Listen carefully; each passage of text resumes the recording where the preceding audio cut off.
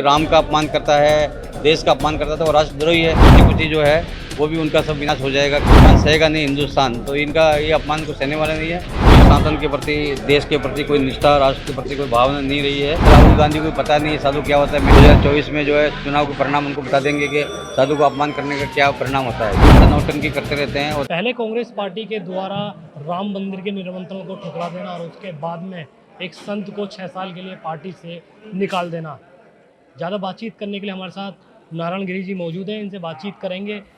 महाराज जी, कांग्रेस के वरिष्ठ नेता हैं आचार्य प्रमोद कृष्ण, वो राम मंदिर के प्राण प्रतिष्ठा में शामिल हुए थे। उसके बाद उनको अब 6 साल के लिए निकाल दिया। किस तरह से देखते हैं? देखिए, कांग्रेस तो हमेशा से उन लोगों को कोई ज्ञान नहीं है और वो राम के अस्तित्व को हमेशा नकारते रहे हैं। राम के पहले बोलते थे कि राम का निमंत्रण मिलेगा तो हम लोग जाएंगे, फिर नहीं मिला तो ये सभी हमेशा से वैदिक सनातन हिंदू धर्म को अपमान करने वाली बातें हमेशा बोलते रहते हैं। और उनको बोलते कि विपरीत काल जो है विनाश बुद्धि वो उनका हो चुकी है, तो ये विनाश की ओर है। प्रमोद कृष्ण में एक संत है और संतों का जो सम्मान है वो भारत में हमेशा ही रहा है। संत है, सनातन है, उनका सम्मान हमेशा करते रहे हैं। तो निश्चित रूप से एक तरह से कांग्रेस ने जो है उनको निकाला नहीं, वो खुद निकल के आगे हैं।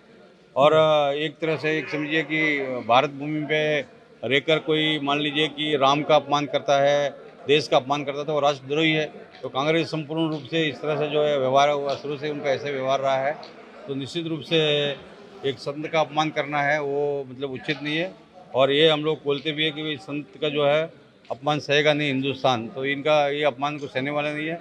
आने वाले 24 जो आने वाले चुनाव है उसमें उनको पता लग जाएगा कांग्रेस को, ये जो बच्ची कुची जो है वो भी उनका सब विनाश हो जाएगा, क्योंकि उन्होंने संतों का, सनातन का हमेशा से अपमान किया है जी। महाराज जी, कहीं ना कहीं मानते हैं कि जो जब प्राण प्रतिष्ठा का निमंत्रण इनके पास गया था तो इन्होंने मना कर दिया था, लेकिन आसाम के अंदर मंदिर के बाहर इनको रोका गया तो धरने पर बैठ गए थे। देखिए, ये तो क्या है कि हमेशा नौटंकी करते रहते हैं। वो तो कोई इनको जब देखते हैं कि पूरा देश में पूरा वातावरण ऐसा राम में ही बन गया है सब जगह, तो इन्होंने सोचा कि भाई हमारा भी बहुत बड़ा बेइज्जती हो रहा है, तो इस तरह से वो इस तरह कृत्य करते रहते हैं। नहीं तो इनका कभी भी सनातन के प्रति, देश के प्रति कोई निष्ठा, राष्ट्र के प्रति कोई भावना नहीं रही है। अभी जो वर्तमान में जितने भी कांग्रेस के लोग हैं वो सभी जो है एक तरह से जो है नास्तिक मानसिकता के लोग हैं। तो इसीलिए अभी बेचारा वो संत एक तो होता है, उनका भी अपमान करके उनको निकाल दिया, तो ये सभी जो है बहुत अनुचित किया है। महाराज जी, कहीं ना कहीं मानते हैं कि कांग्रेस पार्टी के पास में सिर्फ एक ही संत है, उनको भी इन्होंने निकाल दिया गया। कहीं ना कहीं ये मानते हैं कि वो राम मंदिर की प्राण प्रतिष्ठा में पहुंचे, इस वजह से उनको निकाल दिया गया। देखिए, प्रमोद कृष्ण जी ने बोला कि मेरा सबसे पहले राष्ट्र है और राम मेरा है, तो वो मेरी प्राथमिकता है जिसमें भारत में मेरा जन्म लिया है। तो उन्होंने तो जो अपनी अंतर्मन की जो चेतना है उसको अपने जागृत करके उन्होंने ऐसा बोला। और ये उन्होंने पार्टी से ऊपर उठकर बोले कि राष्ट्र जो है वो पार्टी से ऊपर है, राम जो है पार्टी से ऊपर है। तो निश्चित रूप से उन्होंने जो भी निर्णय लिया है वो उचित है। और उनका एक तरह से ये कांग्रेस ने जो है वो बहुत बड़ा अपमान किया है।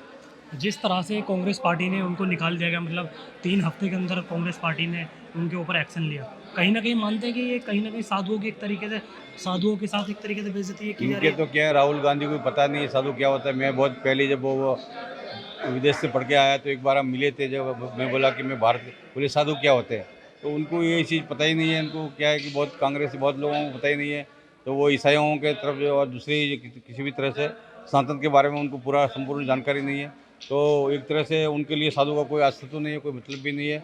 एक बेचारे मजबूरी में वो साथ में इनके रह रहे थे और वो भी हो गया, अच्छा हुआ कि समय रहते हुए उन्होंने छोड़ दिया। है। महाराज जी, आप कहीं ना कहीं मानते हैं कि कांग्रेस को उसका नुकसान देखना पड़ेगा। हाँ, पूर्ण रूप से तो नुकसान होगा। आने वाले समय में आप लोग सब देखेंगे 2024 में जो है चुनाव के परिणाम उनको बता देंगे कि साधु को अपमान करने का क्या परिणाम होता है। तो बातचीत करने के लिए हमारे साथ महाराज जी मौजूद है, जिन्होंने बताया कि जिस तरह से साधुओं का अपमान कांग्रेस पार्टी ने किया है, इसका हर्जाना अभी कांग्रेस पार्टी को खुद 2024 के लोकसभा चुनाव में भरना पड़ेगा। सोनू खान, जनहित टाइम्स, गाजियाबाद।